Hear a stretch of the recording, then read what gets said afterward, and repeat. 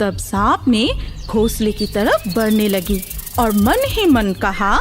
दूर एक पहाड़ों के ऊपर इगली ने एक सुंदर सा घोंसला बनाया था और घोंसले में थी उसकी प्यारी सी 4 अंडे, जिन अंडों को इगली ने बड़ी प्यार से संभाल रही थी। एक दिन उस ऊंचे पहाड़ों में भी आई एक सांप।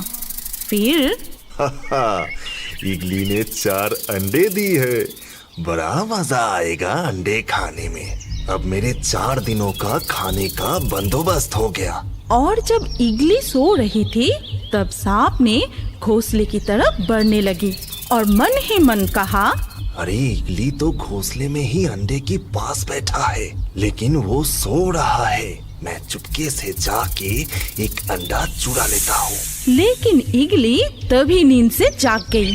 तभी अरे ये तो सांप है, जरूर मेरे अंडे को खाने के लिए आया है। इसको तो अभी मजा चखाती हूँ। अरे बाप रे, इगली तो जाग गई। अब भागना पड़ेगा। भागो रे बाबा, सांप भागो। और कुछ दिन बाद ही उस 4 अंडे से छोटे छोटे नन्हे नन्हे बच्चे निकल आई। फिर बच्चे को देखकर इगली को बड़ा आनंद हुआ और वो खुशी से उड़ने लगी। फिर उसने सोचा कि मेरे बच्चे को तो भूख लगी होगी, मैं नदी में जाके मछली पकड़ के ले आती हूँ। लेकिन इगली को कोई मछली नहीं मिली। फिर उसने सांप को देखा। अरे वो रहा सांप। उस दिन ये मेरे अंडे खाने के लिए आए थे, आज इसको ही खाना बना के ले जाती हूँ। अरे बाप रे, ये तो इगली है, जरूर मुझे पकड़ने के लिए आ रहा है। भागो। सांप भी भाग निकली और इगली को कोई खाना नहीं मिली। फिर इगली घोंसले में लौट आई और देखा कि उसकी बच्चे भूख की मारे चीख रही है। तब उसने मन ही मन बोला, मुझे किसी भी तरह कुछ खाना ढूंढना ही होगा, नहीं तो मेरे बच्चा भूखा ही मर जाएगा। ये कहते ही इगली फिर से खाना ढूंढने के लिए निकल पड़ी और उड़ते समय इधर उधर देखते हुए उसे एक बकरियों का झुंड दिखाई दी। तुरंत ही इगली ने बकरी के झुंड की तरफ बढ़ने लगी। तभी बकरियों ने भी इगली को देख ली और दौड़ने लगी। लेकिन एक बकरी चुपचाप कांपती हुई खड़ी रही। बकरी को ऐसे खड़े रहते देखकर इगली को आश्चर्य लगी और वो धीरे से उस बकरी के सामने जाके रुकी। तभी उसने देखा कि वो बकरी एक छोटे से बकरी को तभी जन्म दिया था। उस छोटे बकरी को देखकर इगली ने दोबारा कुछ सोचने से पहले ही उससे पैरों से पकड़कर दूर उड़ गई और सीधा जाके घोंसले में पहुंच गई। मेरे प्यारे से नन्हे से बच्ची, मैं तुम्हारे लिए खाना लाई हूँ और ये बहुत ही स्वादिष्ट खाना है। चलो अब खाना शुरू करते हैं। इगली के बच्चे को तभी भी आँख नहीं खुली थी, इसीलिए वो खाना देख नहीं पाई। बस माँ की आवाज सुनी और मुंह खोली। इगली बकरी के बच्चे को मारने ही वाला था कि तभी बकरी के बच्चे जोर जोर से माँ माँ करके पुकारने लगा और माँ माँ माँ। बकरी के बच्चे इगली के पैरों के चारों ओर घूमने लगा, अपने मुंह को इगली के पैरों में रगड़ने लगा। माँ माँ। उस बच्चे का ये प्यार देखकर इगली के मन में भी माँ की ममता जाग उठी और इगली उसे मार नहीं पाई और उसका नाम दिया बुकू। इस बच्चे की ऐसी प्यार मुझे ममता की आंचल में ओढ़ ली। अब मैं इसे कैसे मार पाऊंगी? नहीं, मैं इसे मार नहीं सकती और आज से मैं इसका नाम देती हूँ बुकू। अब मुझे अपने बच्चों के लिए और कुछ खाने का बंदोबस्त करना पड़ेगा। उसे वही छोड़कर फिर से खाना ढूंढने निकल पड़ी और इधर बुकू के माँ, अब मैं क्या करूँ? उस इगली ने मेरे बच्चे को खा ली। तू रो मत बकरे, 2 दिन बाद ही हम सब भूल जाएंगे। तू फिर एक बच्चे को जन्म देगा, तब सब ठीक हो जाएगा। तभी अल्बर्टो का कौवा कहती है, हाँ बकरी रो मत, रोने से कुछ नहीं होगा, धीरे धीरे सब ठीक हो जाएगा। तभी थियो कौवा कहता है, ये इगली हमेशा ही किसी न किसी को उठा के ले जाती है और मार मार के खाती है। फिर अर्लो सरस कहती है, तुम्हें तो पता है बकरी, इगली ऐसा ही है, वो अपने खाने के लिए किसी का भी शिकार करती है, बच्चे बूढ़े किसी को भी नहीं छोड़ता। अब सब भूल जाओ बकरी। लेकिन उस बकरी माँ कुछ भूल नहीं पाई।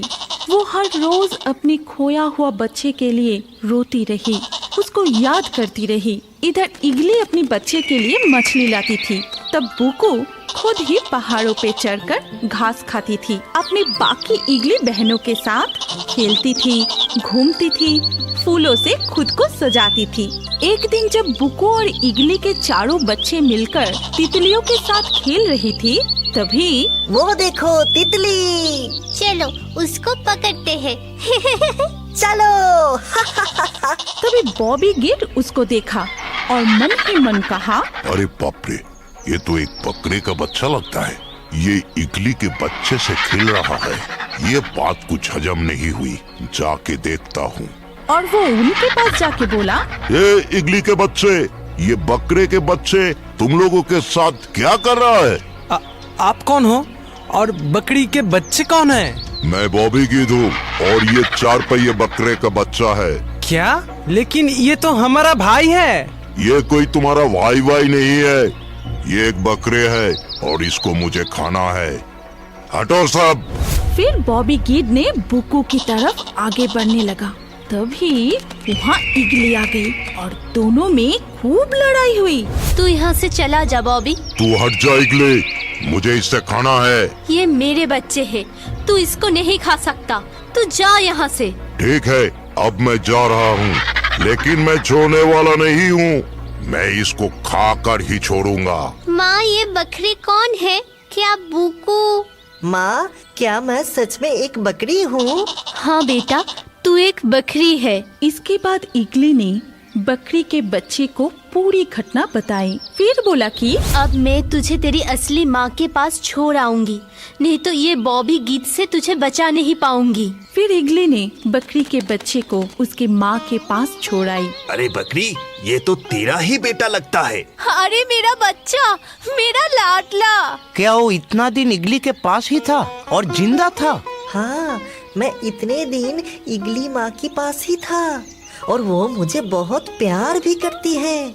क्या तुम मेरी असली माँ हो? हाँ बेटा, मैं ही तेरी असली माँ हूँ। इसके बाद बकरी ने अपनी बेटे बुको को गले से लगाया। फिर सब मिलके खुशी खुशी रहने लगा। उसके बाद प्लेन जाके एक बड़े पेड़ से टकराया और नीचे गिर गया। उससे टुनिया को बहुत चोट लगी और वहाँ पर ही था एक बड़ा सा किंग कोबरा। एक बड़ा जंगल में सारे पंछियां मिलके एक साथ रहता था।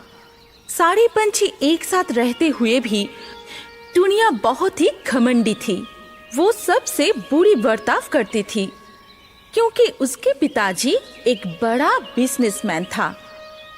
इसीलिए वो सारे पंछियों से बुरी बर्ताव करती थी और इस काम में उसके साथ देती थी उसके तीनों दोस्त, लूसी, राया, मैक्स। ऐसे ही एक दिन शाम को नीनी, नैन्सी और पॉपी जंगल में खेल रहे थे। वो देखकर राया टुनिया से कहती है, देख टुनिया, वहाँ पर 3 लोग खेल रही है, चल उन्हें मजा चखाते हैं। असल में बाकी पंछियों को शांति से रहने नहीं देना ही उन लोगों का काम था। इसके बाद टुनिया, लूसी और मैक्स ऊपर से उन लोगों की तरफ पत्थर फेंकने लगी और हंसने लगी। पत्थर फेंकने से टूनी, नैन्सी और पॉपी को बहुत चोट लगी। फिर नीनी टुनिया के पास जाके बोली, टुनिया, तुम क्यों ऐसे कर रही हो? हम लोग तुम्हारा क्या नुकसान किया है? क्यों हमें मार रही हो? उसकी बात सुन के मैक्स कहता है, अरे जा, छोटा पंछी कहीं का। हम लोग को जो अच्छा लगे वो करेंगे, जरूरत पड़े तो दूसरे जगह जाके खेल। तुम लोग गलत कर रहे हो। तुम लोग हर वक्त हमारे साथ ऐसा करते हो, बहुत गंदी बातें करते हो। क्यों? हम कि तुम लोगों का दोस्त नहीं है? उसकी बात खत्म होते ही टुनिया कहती है, ऐ चुप, एकदम चुप। अब तुम लोग हमें सिखाओगे क्या सही है और क्या गलत? हम लोग जो किया सही किया। क्या बोला? दोस्ती, वो भी तुम लोगों के साथ? क्या औकात है तुम लोगों की हमारी साथ दोस्ती करने की? मेरी पापा इस जंगल की सबसे बड़ी बिजनेसमैन है, हमारी बहुत दौलत है और तुम लोगों के पास क्या है? जाओ, चली जाओ यहाँ से। नीनी, नैन्सी और पॉपी को ये बात सुनकर बहुत बुरा लगता है। वो लोग और बात नहीं बढ़ाकर वहाँ से चला जाता है। फिर राया कहती है, सही कहा टुनिया, आज उन लोगों को अच्छा मजा चखाया। उसके बाद वो लोग भी वहाँ से चला जाता है। एक दिन टुनिया की जन्मदिन आती है और टुनिया के पिताजी एक बहुत बड़े बिजनेसमैन होने के नाते वो अपनी बेटी की जन्मदिन पर एक मिनी एरोप्लेन गिफ्ट करता है और वो देखकर टुनिया बहुत खुश हो जाती है और वो अपनी दोस्त को वो प्लेन दिखाने के लिए ले जाती है। लूसी, राया, मैक्स, ये देखो, मेरी बर्थडे पर पापा मुझे ये मिनी प्लेन तोहफे में दिया है। अभी चल, हम चारों मिलकर इस प्लेन में घूम के आते हैं। अरे वाह, ये तो बहुत अच्छा है। हाँ हाँ चल। तभी वहाँ से नीनी, नैन्सी और पॉपी भी जा रही थी और वो लोग टुनिया की बात सुनकर और प्लेन को देखकर उनको भी खेलने का मन होता है। तभी नैन्सी कहती है, हैप्पी बर्थडे टुनिया, तुम्हारी गिफ्ट बहुत अच्छी है। हाँ टुनिया, हमें ये मिनी प्लेन देखने दोगी? ये कह के नीनी आगे जाता है। तभी टुनिया बहुत गुस्सा करती है और कहती है, हट हट, एकदम हाथ नहीं दोगी। जैसे ही महंगा तोहफा देखा, आगे ही देखने। जिंदगी में तो इतना महंगा तोहफा कभी नहीं देखी। जैसे ही मेरा मिनी एरोप्लेन को देखा, तभी लालच बढ़ गई। बोल। तभी राया कहती है, छोड़ ना टुनिया, क्यों ये भिखारियों के साथ मुंह लग रही है। ये बात सुनकर नीनी, नैन्सी और पॉपी को बहुत बुरा लगता है। तभी पॉपी कहती है, इतना घमंड अच्छा नहीं है टुनिया। कौन कब मुसीबत में फंसता है ये कोई नहीं जानता। नीनी, नैन्सी, चलो यहाँ से। उसके बाद टुनिया अपनी दोस्त को लेकर वो मिनी प्लेन चला रही थी और उन लोगों को तो हमेशा ही दूसरों को परेशान करना अच्छा लगता है और वो लोग प्लेन लेकर दूसरे पंछियों के पीछे पड़ जाता है, जिससे ऐसी तरह प्लेन चलाने की वजह से बहुत सारे पंछियों घायल हो जाते हैं। एक दिन वो लोग पागलों की तरह प्लेन चला रही थी। ठीक उसी समय एक बुजुर्ग कौवा भी उस रास्ते से आ रहा था और प्लेन से टकराकर वो बहुत बुरी तरह घायल हो जाते हैं, जिससे वो नीचे गिर जाता है। लेकिन इससे घमंडी टुनिया को कोई फर्क नहीं पड़ा। थियो गिरकर बहुत तड़प रहा था और वो मर जाता है। ऐसे सारे पंछियां परेशान हो चुके थे। तभी पॉपी, नीनी और नैन्सी कहता है, नहीं, अब ऐसे नहीं रह सकते। वो लोग सबको बहुत तंग कर रहा है।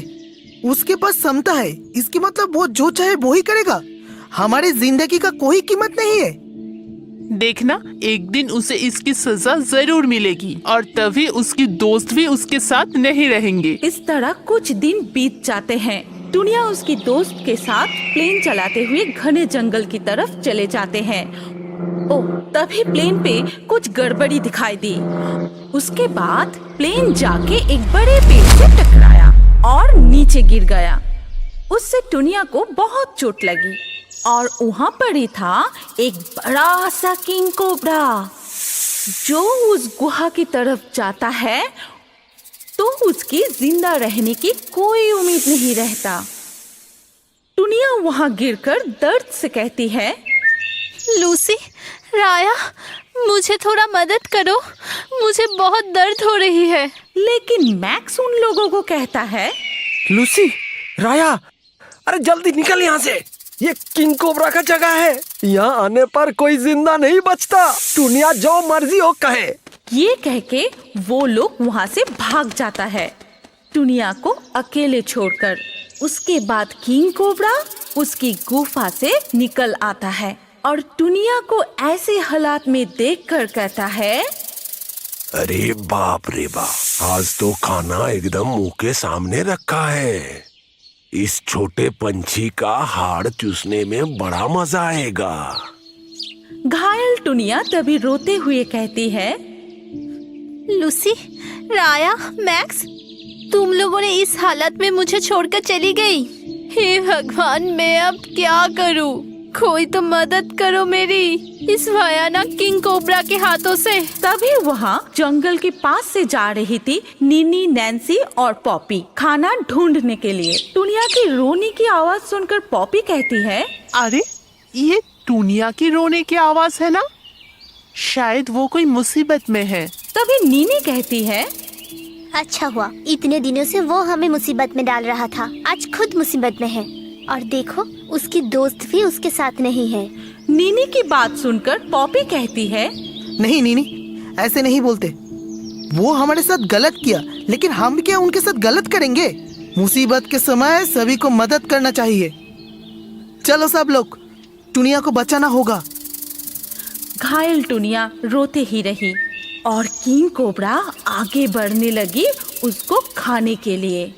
किंग कोबरा जैसे ही टुनिया को खाने वाला था, तभी नीनी, नैन्सी और पॉपी टुनिया को लेकर वहां से उड़ गई और टुनिया इस बार बच गई। उसके बाद वो लोग टुनिया को ले जाकर एक अच्छी जगह पर बिठाते हैं और उसको मलहम पट्टी कर देता है। तभी टुनिया रोते हुए कहती है, तुम लोग मुझे माफ कर दो, मैंने तुम लोगों के साथ कितना गलत किया है। आज फिर भी तुम लोगों ने मुझे मुसीबत से बचाया, लेकिन मैं जिन लोगों को दोस्त समझता था वो मुझे मुसीबत में छोड़ के चली गई। उसके बाद टुनिया अपनी भूल समझ गई और वो सुधर जाती है। इसके बाद वो नीनी, नैन्सी और पॉपी के साथ भी दोस्ती कर लेती है और वो दूसरों को भी परेशान करना बंद कर देती है।